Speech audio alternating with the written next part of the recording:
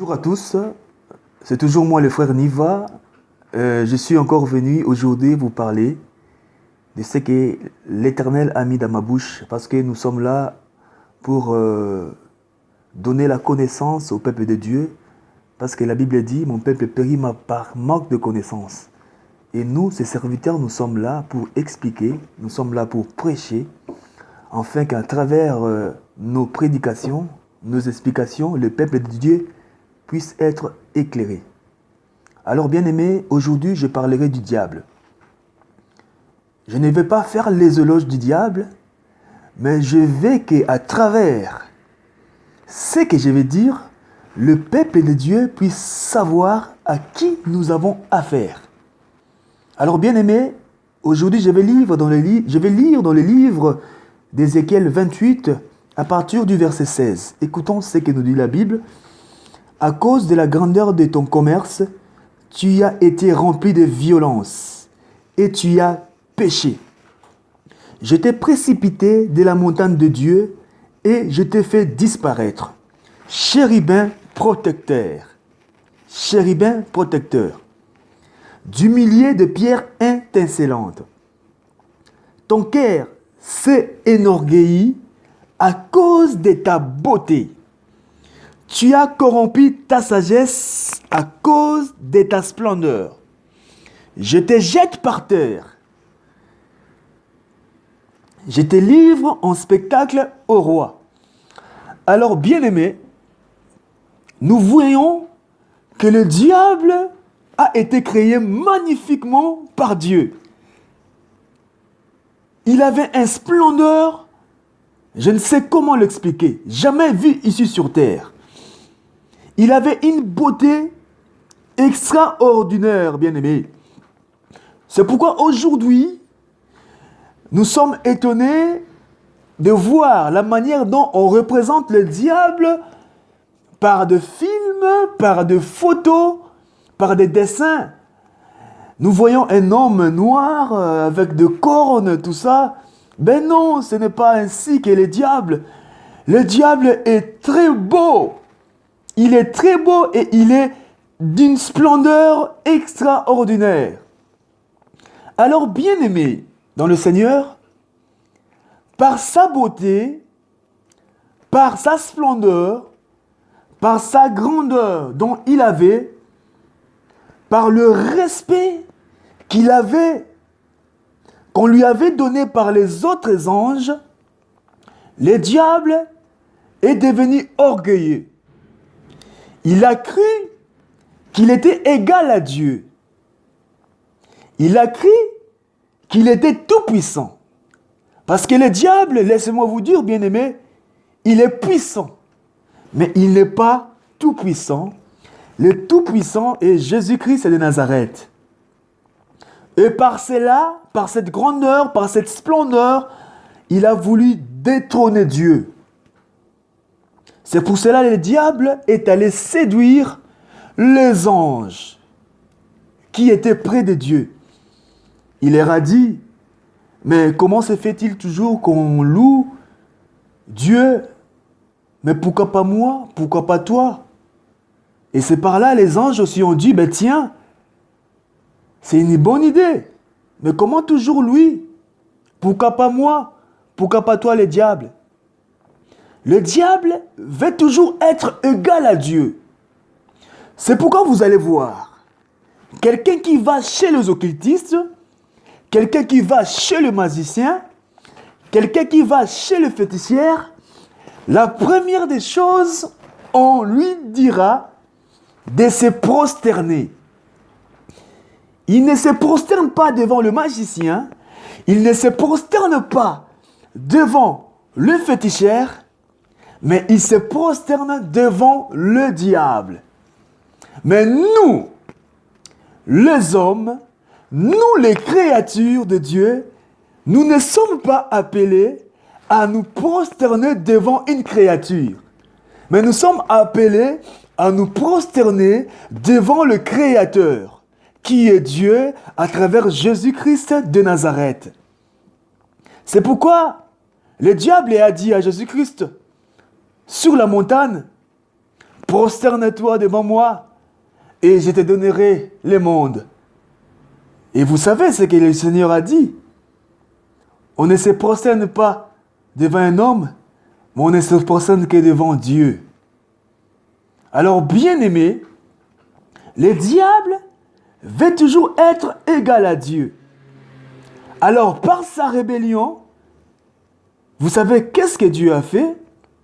Parce qu'il y eut une grande guerre dans le ciel. Les anges de Dieu et les anges que le diable avait corrompus se sont battus acharnement pour essayer de détrôner Dieu. Alors, bien-aimé, Dieu, par sa toute-puissance, a vaincu le diable à travers le chef de son armée, qui est Jésus-Christ de Nazareth. Alors, bien-aimé, par cette victoire, le diable a été précipité ici sur terre avec les anges qu'il avait séduits. Et c'est par là qu'ils ont changé de nom. Et c'est par là que le diable a changé de nom, parce qu'il avait le nom de Lucifer. Et c'est par là qu'il est devenu Satan le diable. Et c'est par là que les anges qu'il avait séduits sont devenus les démons. Alors j'aimerais bien que vous sachiez, mes bien-aimés, que les démons sont des anges qui ont été avec Dieu, mais qui se sont rebellés contre Dieu. Et le diable aussi s'est rebellé contre Dieu. Alors bien-aimés, sur le 4/4 des anges que Dieu avait créés, le diable est parti avec 3/4 des anges. Sur 4/4 des anges que Dieu avait créés, le diable est parti avec 3/4. Alors Dieu n'est resté qu'avec 1/4 des anges. C'est pourquoi la Bible dit, la moisson est grande, mais il y a peu de serviteurs bien-aimés. Dieu a besoin de combattants. Dieu a besoin de serviteurs.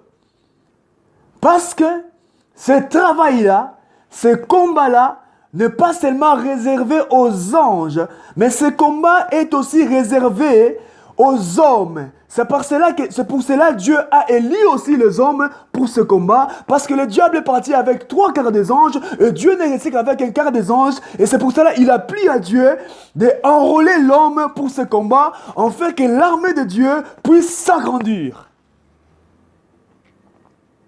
C'est pourquoi, bien-aimé, lorsque le diable a été précipité ici sur terre, avec ces anges qui sont devenus des démons, c'est pourquoi, rappelez-vous de cette parole de la Bible. La Bible dit, malheur à la terre, car le diable et son armée ont été précipités. Alors, bien-aimé, le diable, en venant ici sur terre, il a trouvé l'homme. L'homme en pleine relation avec Dieu, l'homme en pleine amitié avec Dieu, et le diable étant jaloux, il s'est dit, je me suis séparé de Dieu au paradis, et je ferai tout aussi pour que l'homme se sépare de Dieu. Puisqu'il a séduit les anges au ciel, il a aussi séduit l'homme ici sur terre. Enfin que puisqu'il s'est séparé de Dieu là-bas au ciel, l'homme aussi se sépare de Dieu. C'est pourquoi il a dit à Ève, mange le fruit de l'arbre défendu, c'est par là tu connaîtras la vérité. C'est par là que tu seras éclairé. Et c'est par là que tu seras pareil à Dieu. Bien-aimés, vous savez, il y a une chose que Dieu n'aime pas qu'on les fasse, c'est de se faire égal à lui. C'est pourquoi la Bible dit, il ne partage sa gloire avec personne. Le diable, aussi malin qu'il est, puisqu'il a voulu se faire égal à Dieu et Dieu lui a chassé, c'est pour cela qu'il a dit aussi à Adam et Ève, mangez le fruit de l'arbre défendu et vous deviendrez comme de Dieu. Et vous deviendrez pareil à Dieu. C'est par là. Adam et Ève ont écouté les séducteurs et ils ont mangé le fruit de l'arbre défendu. Et le travail que le diable avait fait dans le jardin d'Éden continue jusqu'à présent. Il continue toujours de séduire le monde. Aujourd'hui, le monde est séduit par l'occultisme, la richesse de l'occultisme, bien-aimés. Aujourd'hui, le monde est séduit par les sexes. Entre parenthèses, la pornographie. Parce que la pornographie a des sous-branches. Dans la pornographie, nous voyons le lesbianisme. Dans la pornographie, nous voyons l'homosexualité. Dans la pornographie, nous voyons la masturbation, bien-aimés. Ce sont les œuvres du diable. Et tout celui qui vaquille à ces œuvres a été séduit par le diable, a été vaincu, comme Adam et Ève. Tout celui qui se donne à la drogue, il a été vaincu par le diable. Tout celui qui se donne à la haine, il a été vaincu par le diable. Tout celui qui se donne à la méchanceté, il a été vaincu par le diable, bien-aimés.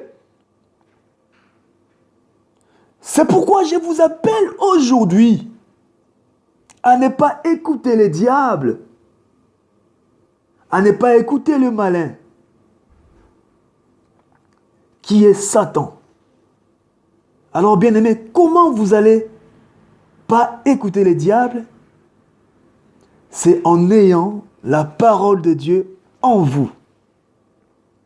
Parce que la parole de Dieu est un bouclier. La parole de Dieu est une arme avec laquelle nous nous battons contre la séduction, contre l'armée du diable. Alors, bien-aimés, le diable a été précipité avec ses anges dessus. Et sachez que, bien-aimé, le diable est ton ennemi. Le diable est ton adversaire. C'est pourquoi la Bible dit, veillez, soyez sobres, car votre adversaire, le diable, marche comme un lion, mais il n'est pas un lion, cherchant qui dévorer. Le lion, c'est Jésus-Christ de Nazareth. C'est pourquoi on dit, il est le lion de la tribu de Juda. Alors, bien-aimé, votre adversaire, le diable, qui est puissant, mais qui n'est pas le tout-puissant, rôde pour te faire du mal, rôde pour te détruire, rôde pour te tuer toi, tuer ton mari, tuer tes enfants, tuer tes frères, tes amis, tuer ta famille, alors bien-aimé. C'est pourquoi tu es appelé à t'armer de la parole de Dieu. Tu es appelé à avoir Jésus-Christ en toi. Car il est écrit, celui qui est à moi est plus grand que celui qui est dans le monde, bien-aimé. Alors, bien-aimé, sache-le très bien, actuellement dans le monde, il y a une guerre très acharnée que le diable livre avec l'humanité, avec l'homme, pour les détruire. Et ne sois pas une victime collatérale. Ne sois pas, comment je peux dire, ne sois pas tué par cette guerre. Mais aie en toi Jésus-Christ de Nazareth. Alors bien aimé, pour que je finisse, Jésus-Christ a vaincu le diable dans le ciel. Il n'est pas resté ainsi, mais il est descendu ici sur terre. Il a encore suivi le diable ici sur terre. Oh bien-aimé, qu'il est merveilleux. Il a encore suivi le diable ici sur terre. Il a vaincu dans le ciel et il a encore suivi le diable ici sur terre. Enfin, de nous donner la victoire contre le diable. C'est pourquoi, bien-aimé, ici sur terre, si tu n'as pas Jésus-Christ de Nazareth, tu es vulnérable. Tu es à la merci du diable. Tu es à la portée du diable. Tu es nul, tu es zéro. Si tu n'as pas Jésus-Christ ici sur la terre, bien aimé, osa yuma, excusez-moi le terme, osa yuma na miso bandoki, osa yuma na misu ya baokritisme, osa yuma na misu ya diable. J'allais dire en français, si tu n'as pas Jésus-Christ de Nazareth, tu es une poule mouillée devant le diable, tu es une poule mouillée devant le sorcier, devant les occultistes, devant le féticheur. Ça veut dire que tu es un trouillard. Tu n'es rien devant eux. C'est pourquoi vous allez voir, les gens qui n'ont pas le Seigneur sont toujours de peureux. Ils sont toujours de peureux devant tout ce qui arrive. Toujours agités, toujours mal à l'aise parce qu'ils n'ont pas les Seigneurs. Alors, bien-aimé, je t'appelle aujourd'hui à avoir Jésus-Christ de Nazareth en nous. Parce que c'est lui avec lequel nous avons affaire, n'est pas un n'importe qui. C'est le diable. Un ange créé d'une grandeur extraordinaire, d'une beauté extraordinaire, d'une splendeur extraordinaire. Alors faites très attention. C'était frère Niva de l'assemblée Bethel, quartier 7, chez le pasteur Oyemwang. Que Jésus-Christ vous bénisse. À la prochaine. Bye.